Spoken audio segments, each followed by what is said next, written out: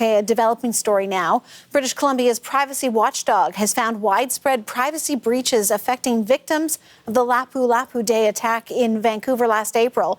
Jessica joins me now with more on that. Jessica, what's in this report? Yeah, so the report says that in the weeks after the Lapu-Lapu Day tragedy, that's when, of course, 11 people died when a driver rammed their car into a crowd at that festival there.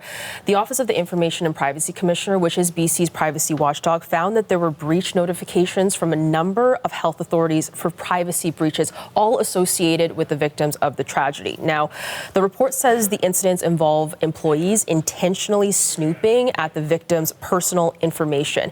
Now, half of the individuals who received care following the tragedy subsequently had their privacy breached. Now, the report says that there were 71 reported incidents of snooping that happened to 16 individuals, and these breaches were committed by 35 employees of the health authorities, plus one instance where an assistant at a physician's office was also sought to do this. They had access to electronic health records there.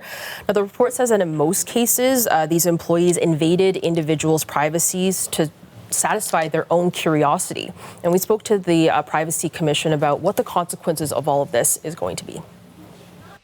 If people have to be concerned about who might be getting access to that information, then they may be reluctant to show up and get healthcare at all. Or when they show up, they may be reluctant to fully disclose their health information. Yeah, and then of course, we also think about the victims of this tragedy having their privacy breached after something like this happened. Now, the health authorities that are involved in this include Vancouver Coastal Health, Fraser Health, Providence Healthcare, and Provincial Health Services Authority. We have reached out to all of them, but I've yet to hear back. Okay, and the BC Health Minister has talked about this. What did she say? Yeah, well, Health Minister Josie Osborne has some really strong words about this. She said that what the report found is a tremendous violation of people's privacy, adding that there's really no excuse for this kind of behavior. Take a listen to more of what she had to say.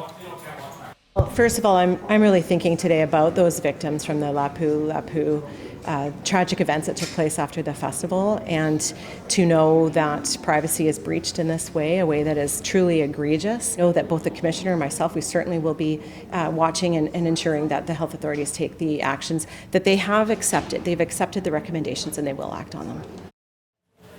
Now, the employees that were caught snooping were all disciplined by their employees, and those ranged from letters of expectations to terminations. So some people did lose their jobs, but most of it kind of resulted in suspensions. Now, some of the employees also had their actions reported to their respective regulatory college. Now, the Commissioner also looked at whether, these health authorities had these safeguards in place to prevent snooping. Now, despite these breaches, the report did say that the safeguards were in place, but could be strengthened. So they did put up some recommendations, 9 of them.